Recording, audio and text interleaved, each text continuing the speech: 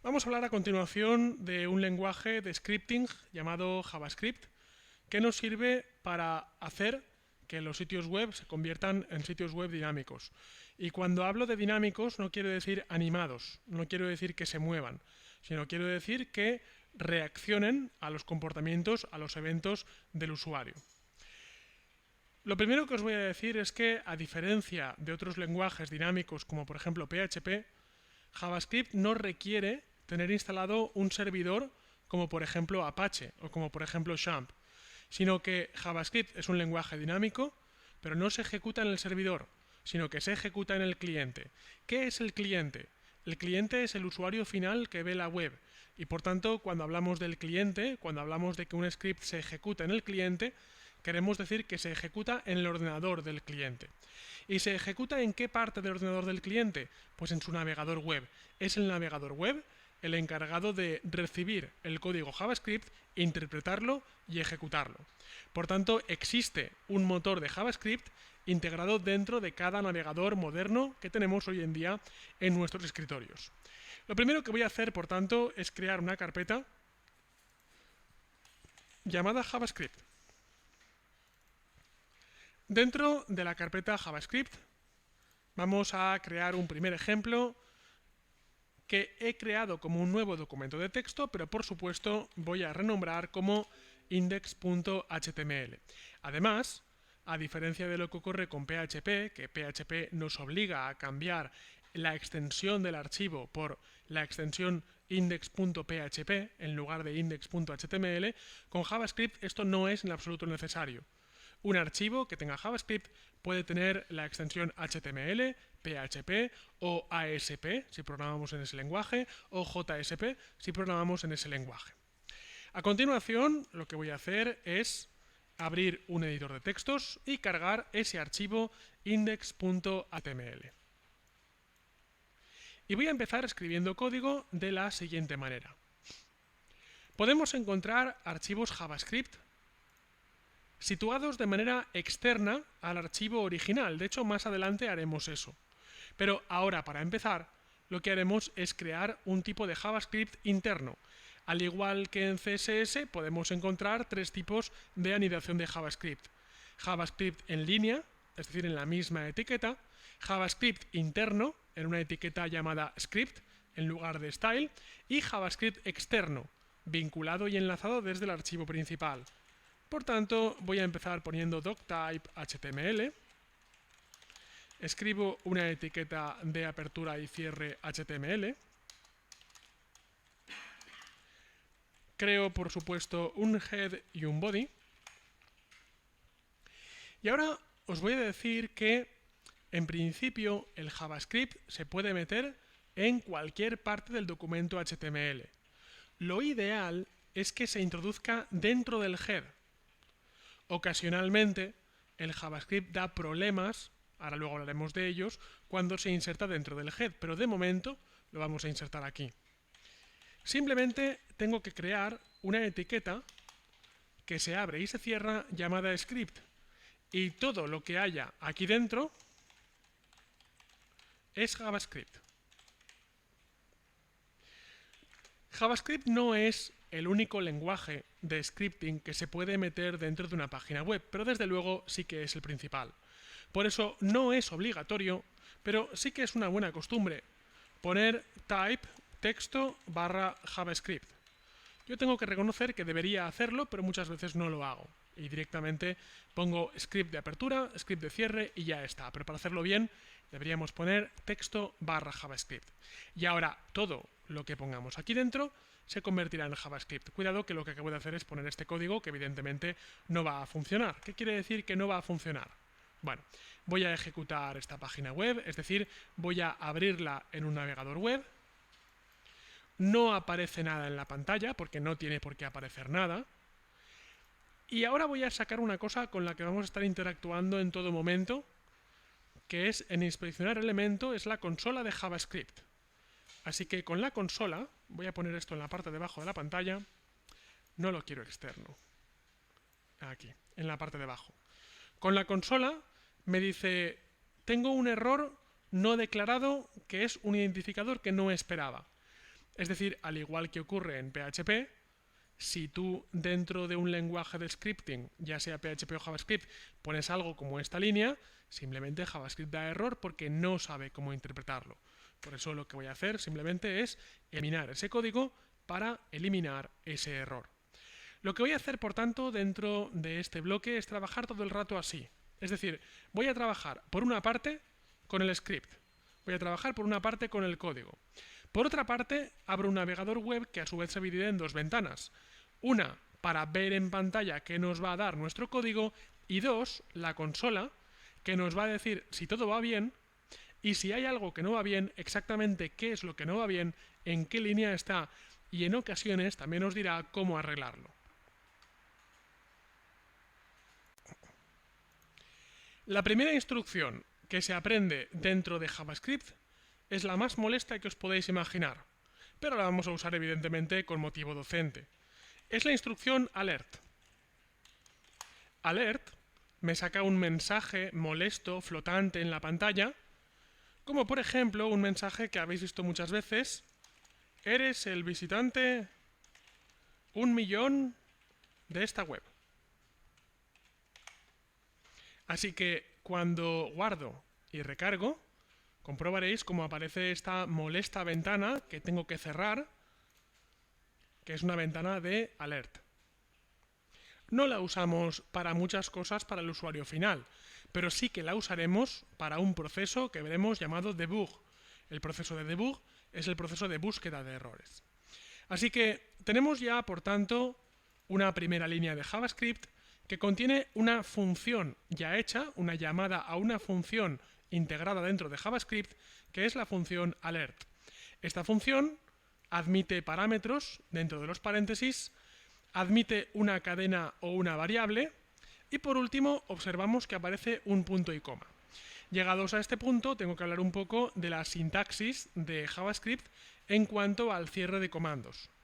A diferencia de PHP, JavaScript cierra comandos o bien con un punto y coma o bien con enter.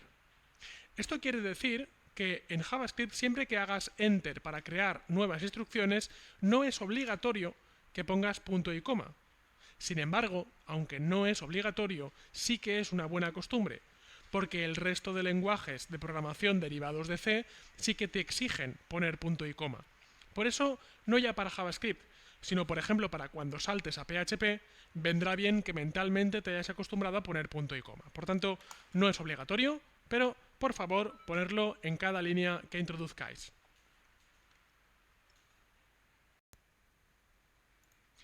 Vamos a utilizar una función un poco menos molesta que alert.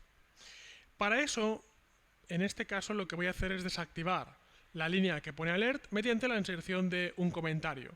Los comentarios se introducen como en la mayoría de lenguajes basados en C, es decir, doble barra para introducir un comentario de una única línea y barra asterisco y asterisco barra para introducir un comentario multilínea. Observaremos cómo tras introducir ese comentario la línea se ha vuelto de color azul, como que está desactivada, y si recargo ya no aparece el alert.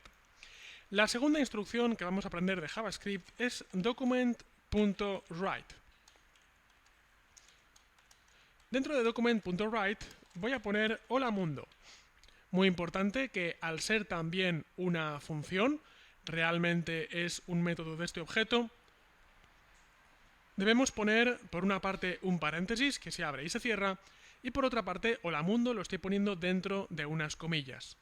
Si ahora guardo y recargo, observaré que ahora dentro de la pantalla principal aparece hola mundo. Es decir, dentro del body aparecería hola mundo, pero no lo está escribiendo realmente el body. Fijaos que el body está vacío, sino que quien lo está escribiendo es JavaScript. Es decir, si ahora guardo y recargo y me voy a los elementos, daos cuenta que dentro del body aparece hola mundo, cuando dentro del body realmente no había nada. Es JavaScript el que ha tomado este comando y lo que ha hecho es bajarlo a la parte de abajo. Document.write, por tanto, como veis, lo que hace simplemente es escribir cosas dentro del body. Digo simplemente por decir algo, porque escribir cosas dentro del body es muy importante para lo que finalmente acaba haciendo una web.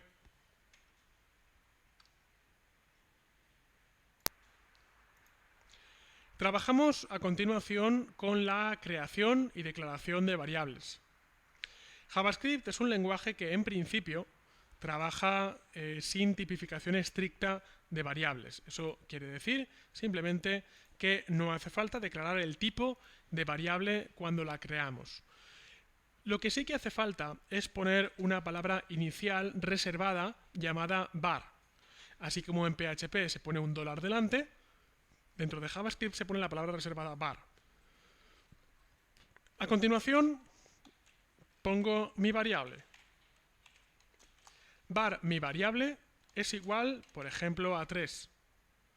Y lo que acabo de hacer no tiene por qué tener ningún reflejo realmente en la pantalla, es que dentro del espacio de memoria reservado para mi variable le he asignado el valor número 3. Esto quiere decir, por tanto, que ahora dentro del document.write voy a poner mi variable. Si guardo y recargo, observaremos como el resultado es igual al número 3. Puedo también realizar operaciones aritméticas con las variables. Por ejemplo, si digo que quiero devolver el resultado de mi variable por 3, querrá decir que finalmente me devuelve el valor 9. Es decir, 3 por la variable y por 3, porque lo he calculado de esa manera. Vamos a hablar, por tanto, ahora de, vamos a ver que elimina algunas líneas, de operadores matemáticos dentro de JavaScript. Los operadores matemáticos dentro de JavaScript son prácticamente iguales a los operadores matemáticos que encontramos en cualquier otro lenguaje de programación. Así que document.write y, por ejemplo, para sumar simplemente tenemos que poner el signo de la cruz, digamos la suma, el más. Así que document.write 3 más 3 es igual a 6. El operador de suma, hay que decir que en JavaScript es también el operador de encadenamiento, ya que el mismo operador que se usa para sumar se puede usar hola más mundo para encadenar. Yo no estoy sumando hola y mundo porque no se pueden sumar, aritméticamente no dan resultado, sino que lo que estoy haciendo es encadenarlos. Por tanto, hola más mundo equivale a hola mundo. Es decir, lo que en PHP es el operador de encadenamiento que se hace con el punto, en JavaScript es con el signo más. Para hacer restas, simplemente debemos utilizar el guión. 6 menos 3, 6-3, es igual a 3. La multiplicación se hace con el asterisco. 4 partido 2, 4 por 2 es 8. Por otra parte, 4 barra 2, la barra que está con mayúscula 7, es la división, así que 4 partido entre 2 cabe a 2. Y dentro de JavaScript tenemos también el operador aritmético del resto de la división entera. Por tanto, 4 entre 2, el resto de la división entera es 0. O por ejemplo, 5 entre 2, el resto de la división entera es 1. Básicamente, como podemos ver, tenemos los mismos operadores matemáticos que encontramos en otros lenguajes de programación.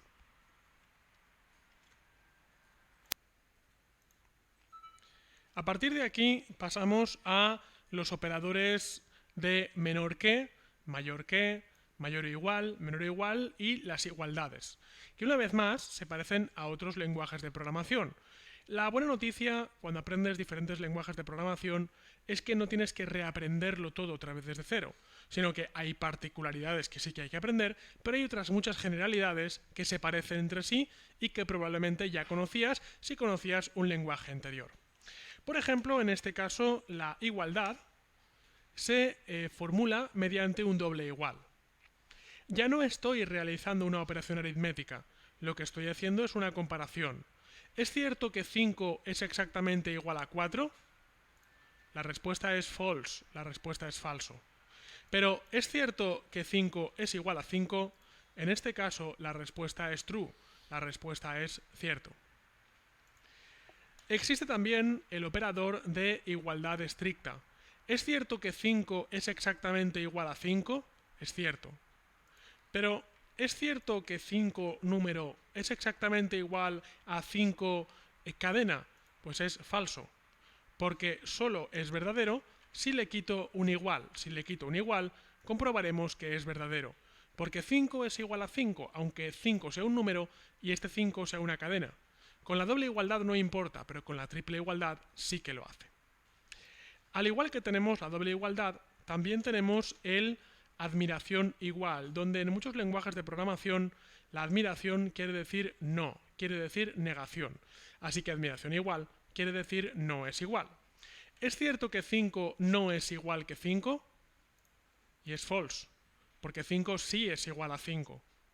Pero ¿es cierto que 5 no es igual a 4? Es true, eso es cierto. 5 no es igual a 4.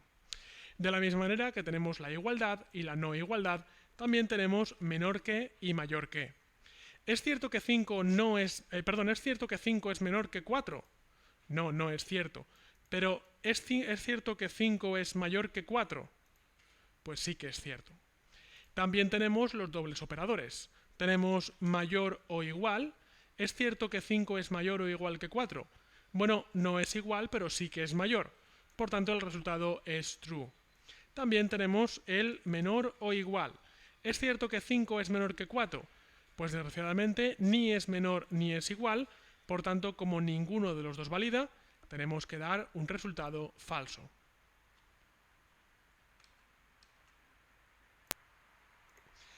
Disponemos también de los operadores booleanos.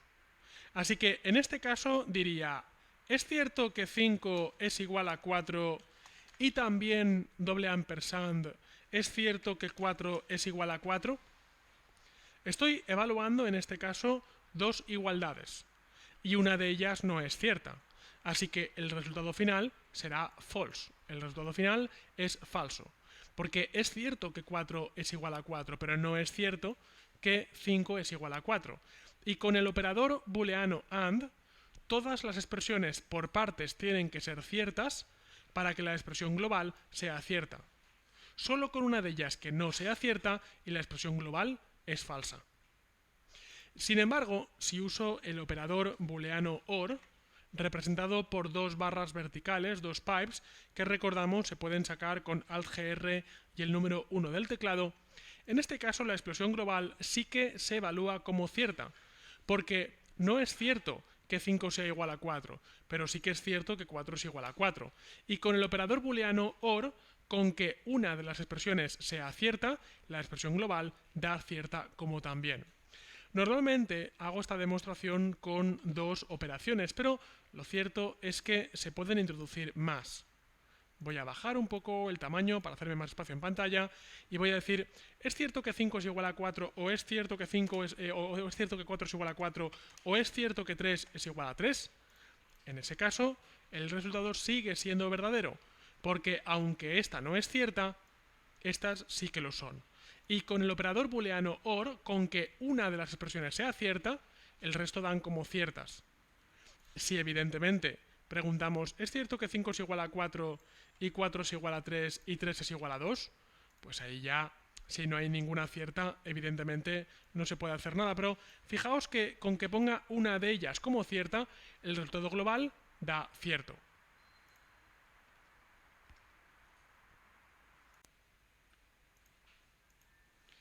Disponemos también en JavaScript de las estructuras de control. Las estructuras de control son las que podemos encontrar en prácticamente cualquier lenguaje de programación. Empezamos, por ejemplo, con la estructura llamada for. La estructura for, fijaos que me ha aparecido un error, pero es porque no he formulado correctamente todavía el for, requiere que le ponga una serie de condiciones de inicio, varada e incremento dentro de los paréntesis y que ponga el código que se va a ejecutar dentro de las llaves.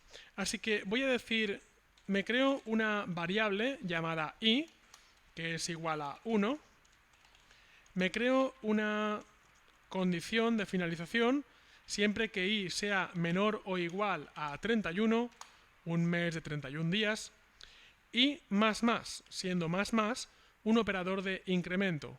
I más equivale a i es igual a i más 1. ¿Vale? En lugar de escribir eso, lo que se hace es utilizar un operador abreviado de incremento, de post-incremento, con el que simplemente ponemos más. A continuación voy a poner algo así como document.write. Hoy es como si fuera lunes. No nos olvidemos de poner un BR para retornar el carro. Así que fijémonos que tengo 31 copias del texto hoy es como si fuera lunes. También puedo, encadenando por supuesto, poner la siguiente frase. Hoy es día y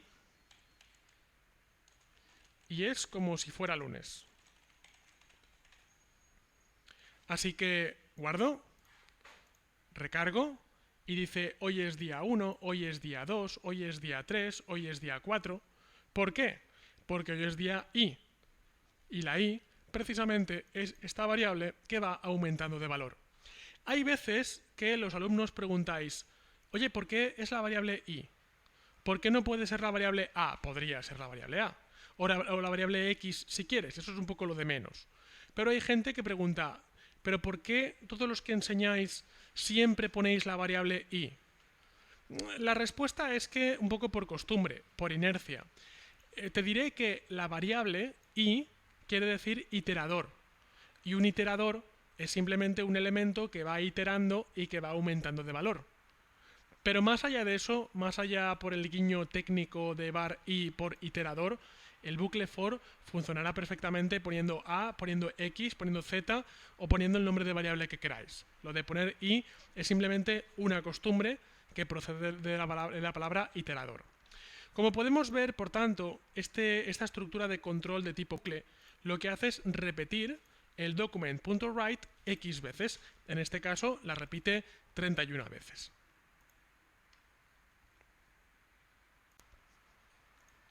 Otra estructura de control con la que podemos trabajar es la estructura de control llamada while. Déjame eliminar todo esto.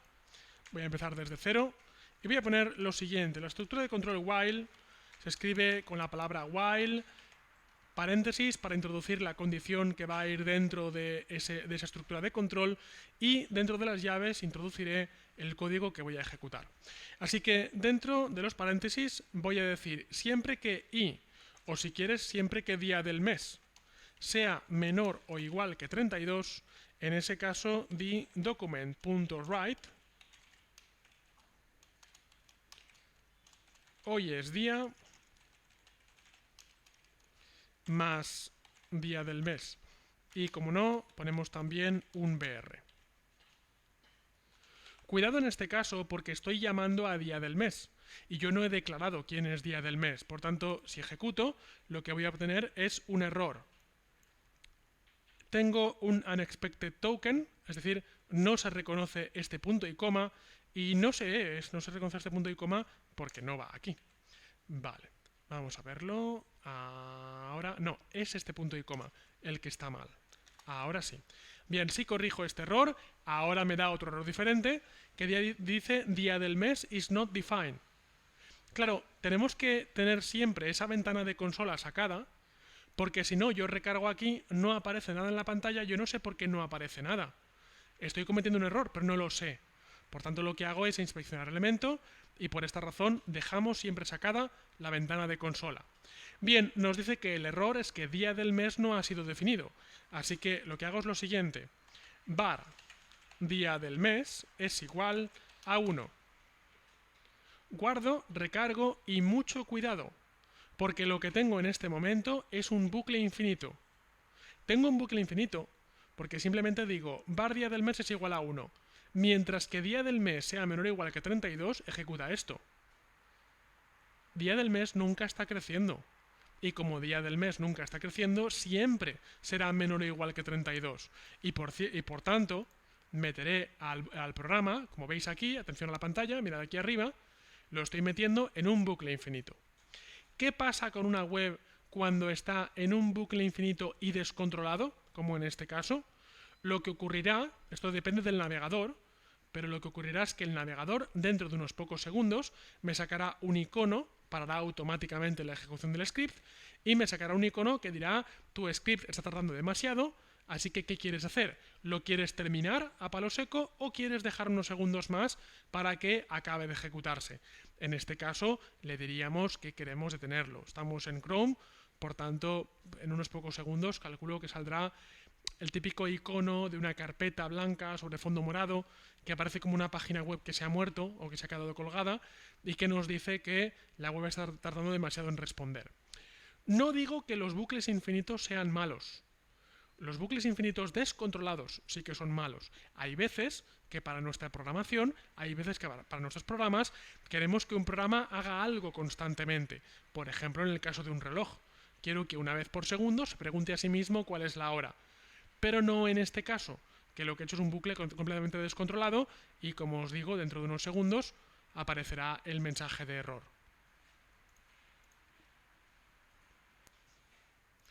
Como podemos ver, tras unos pocos segundos, la web ha detenido automáticamente el proceso de carga. Lo que voy a hacer simplemente es introducir dentro del while la condición de día del mes más. Es decir, cada vez que pases por aquí, coge día del mes y súmale un valor. Y de esa manera ahora sí recargo y daos cuenta que tengo hoy es el día 1 hasta hoy es el día 32. Tenía que haberle dicho hoy es el día 31. Y ya no tengo un error. Vemos por tanto cómo el bucle while conceptualmente es igual que el bucle for. La diferencia es que el bucle for dentro de los paréntesis tiene las condiciones de inicio, incremento y parada, mientras que el bucle while solo tiene la condición de parada y por tanto tenemos que poner la condición de inicio y la condición de incremento respectivamente fuera y dentro del bucle.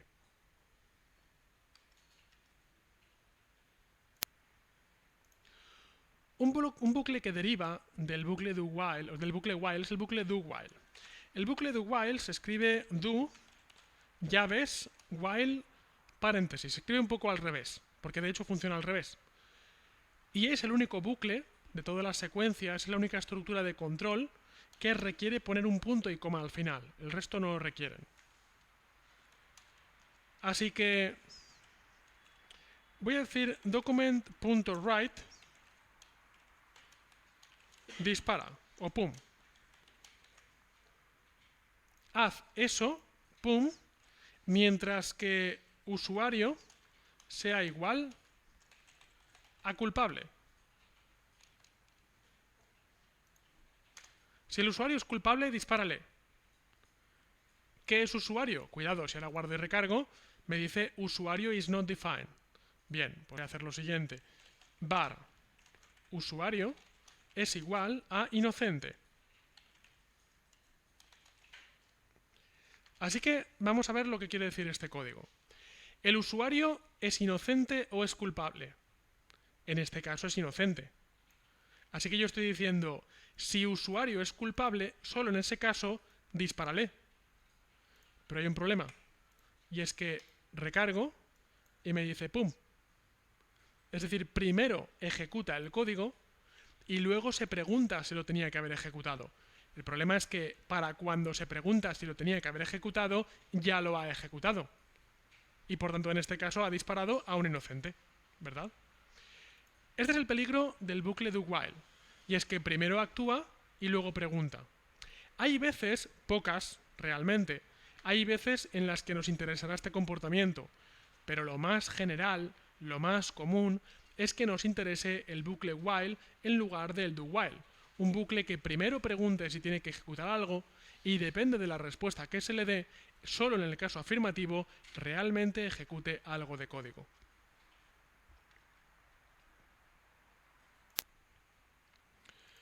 Las estructuras de control que hemos visto hasta ahora son estructuras de control de tipo bucle. Eso quiere decir que repiten n veces una cierta porción de código. Otro tipo de estructuras de control son las de toma de decisión, donde básicamente tenemos dos, que son la estructura de control if y la estructura de control switch. La estructura de control if tiene esta formulación.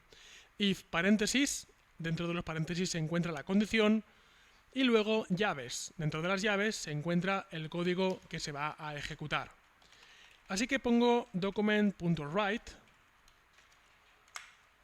y dentro del if pongo la condición. Vamos a ver. Creo una variable llamada edad que es igual, por ejemplo, a 30. Y digo, si edad es menor que 30, en ese caso, document.write, eres un joven. Pero puedo también poner else, donde lo que hago es evaluar una expresión. Si el resultado de la expresión es cierta, se ejecuta el código que se encuentra entre estas primeras llaves. Pero si el resultado de la expresión es falsa, en ese caso se ejecuta el código que se encuentra dentro de este segundo pack de llaves. En este caso pondría document.write ya no eres joven. Así que si guardo y recargo, observaremos que como edad es igual a 30, por lo tanto no es cierto que sea menor que 30, en ese caso no se ejecuta este código, sino que se ejecuta este de aquí.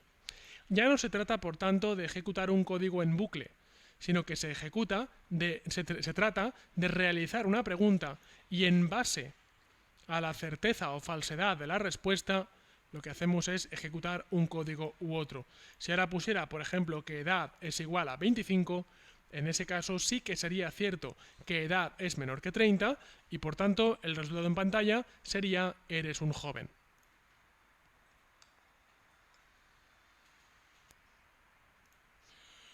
Una última estructura de control, una estructura de control de toma de decisiones, hermana de if, es la estructura llamada switch.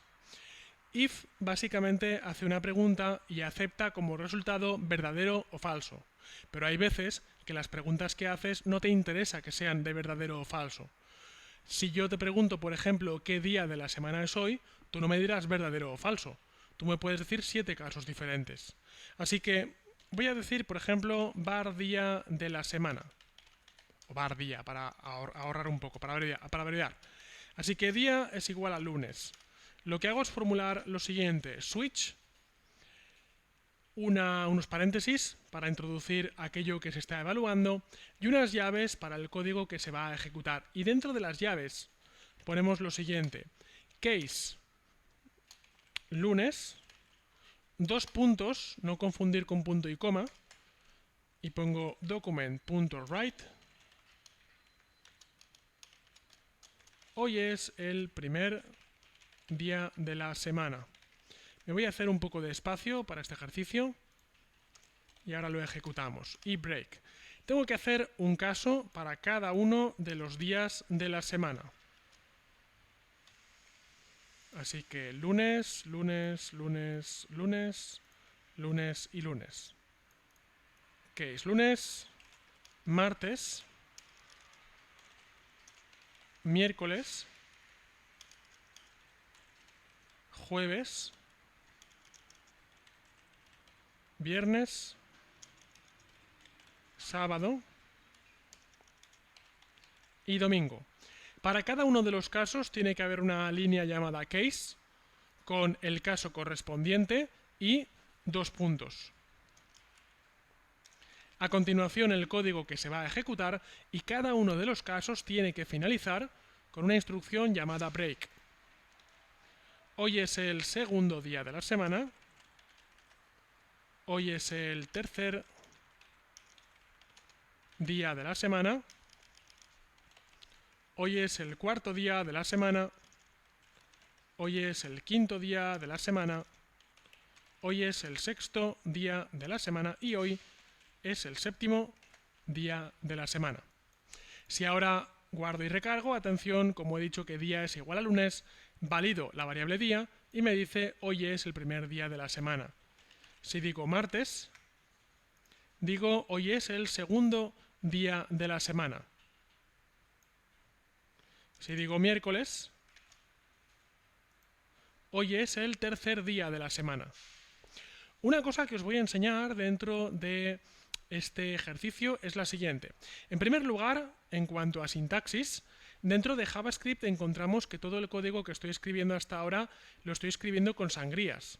Las sangrías en JavaScript, al igual que ocurre en PHP y en otros lenguajes de marcado como HTML y CSS, son sangrías visuales, no son sangrías funcionales. No hacen que el programa se ejecute con más rapidez, pero sin embargo las estoy poniendo simplemente para que yo visualmente y también vosotros de cara a entender cómo funciona cada estructura de control podamos leer mejor el código. Otra de las cosas que os quiero enseñar con este vídeo es que no es necesario, aunque desde luego sí que es más estético, poner cada una de las instrucciones en una sola línea. En este caso lo estoy haciendo por claridad, para que el código se pueda leer mejor, pero también puedo suprimir y poner cada uno de los casos en una sola línea.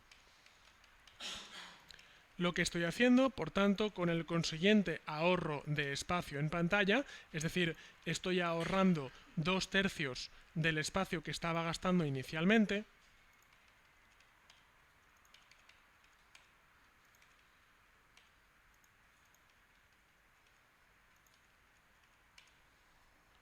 Lo que estoy haciendo es poner el caso, dos puntos, el document.write, punto y coma, ahora es muy importante, y el break, punto y coma, dentro de la misma línea. Lo que os voy a decir a continuación, cogerlo muy con pinzas. El anterior método de escritura, es decir, donde cada instrucción ocupaba una línea, podemos conocerlo un poco como JavaScript para novatos. Mientras que poner varias instrucciones en una sola línea sería un poco JavaScript para expertos. Esto que os acabo de decir, cogerlo muy con pinzas, porque hay expertos que trabajan con el código desplegado y hay novatos que por lo que sea trabajan con el código compactado. La tendencia general, que luego vosotros la cumpliréis o no, es que si escribes de esta manera es más difícil leer el código, pero ocupa mucho menos. Cuando tienes mucho código, trabajar de esta manera hace que hagas menos scroll arriba y abajo de la pantalla. Sin embargo, la dificultad que tiene es que el código cuesta más de leer. En cambio, trabajar de esta manera, que es como estamos trabajando hasta hace un momento y como vamos a seguir trabajando por claridad, porque si esto es una formación, nos interesa más la claridad que la eficiencia del código. De esta manera se gasta mucho más espacio, pero de un vistazo podemos entender perfectamente cada línea, dónde va y de quién depende. Así que vamos a seguir trabajando de esta manera, vamos a seguir trabajando cada instrucción en una línea, gastaremos más espacio, pero de momento si estamos aprendiendo nos interesa más la claridad que la eficiencia en el gasto de líneas usadas.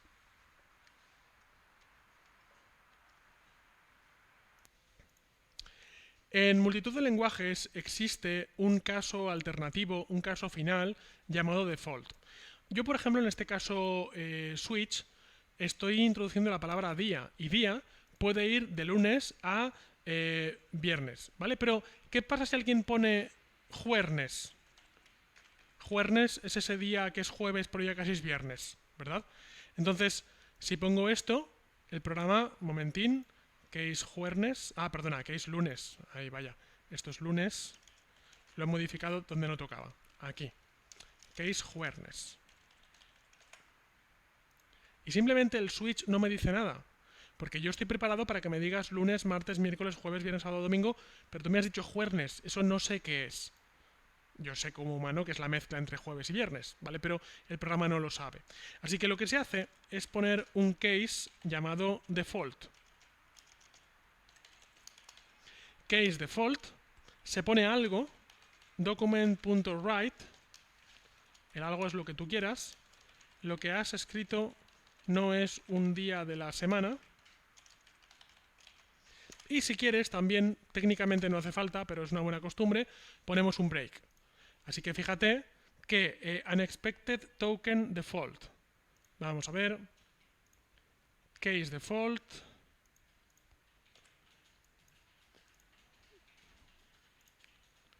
he cerrado mal alguno de los elementos. Vale, igual simplemente es la palabra default, efectivamente. No hace falta en JavaScript poner el case. ¿vale? Entonces simplemente ponemos default, dos puntos, y el código que queremos ejecutar. De tal forma que si el código no está en ninguno de los casos que teníamos contemplados, simplemente ejecutará el caso default antes de no decir nada, simplemente dirá lo que has escrito no es un día de la semana.